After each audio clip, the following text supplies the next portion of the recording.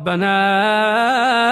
إننا سمعنا مناديا ينادي للإيمان أن آمنوا بربكم فآمنا ربنا فاغفر لنا ذنوبنا وكفر عنا سيئاتنا وتوفنا مع الأبرار ربنا وآتنا ما وعدتنا على رسلك ولا تخزنا يوم القيامة إنك لا تخلف الميعاد